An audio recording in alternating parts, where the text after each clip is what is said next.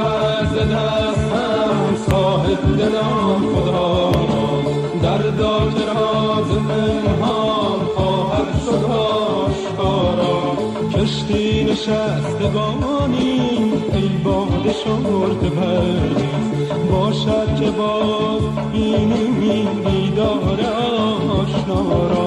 10 روز مهر گردون افسانه است و افسون، نیکی به جای یاران فرصت شمار یارا. ای صاحب کرامت شکرانه سلامت، روزی تفقدی کن دردی شدی نوارا. دل می رود ز دستم صاحب دلان خدا را، دردا که راز پنهان خواهد شد آشکارا.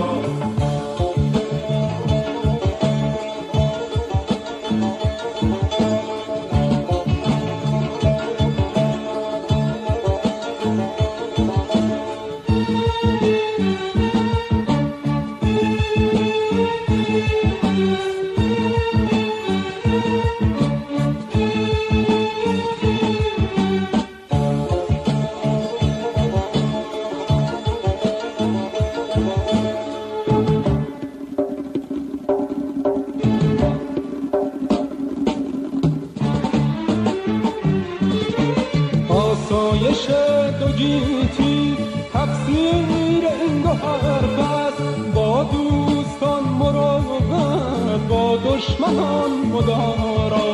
آینه سکندر جام جمال بنگر، تا بر تو عرضه دارد احوال ملک دارا.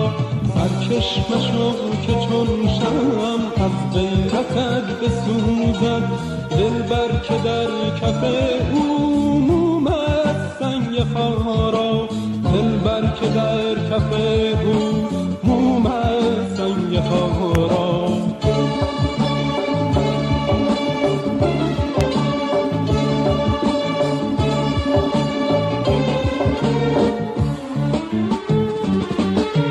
آسایش دو گیتی تفسیر این دو حرف است، با دوستان مراقبت با دشمنان مدارا.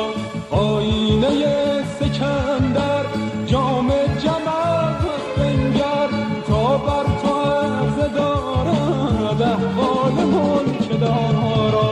سرکش مشو که چون شمع از غیرتت بسوزد، دلبر که در کف او موم است سنگ خارا.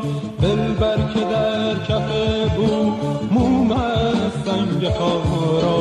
دل می رود ز دستم صاحب دلان خدا را، دردا که راز پنهان خواهد شد آشکارا. کشتی نشستگانی ای باد شرط پرویز، باشد که باز بینیم دیدار آشنا را. 10 روز مهر گردون افسانه است و افسون، نیکی به جای یاران فرصت شمار یارا. ای صاحب کرامت شکرانه سلامت، روزی تفقدی کن درویش بی نوارا.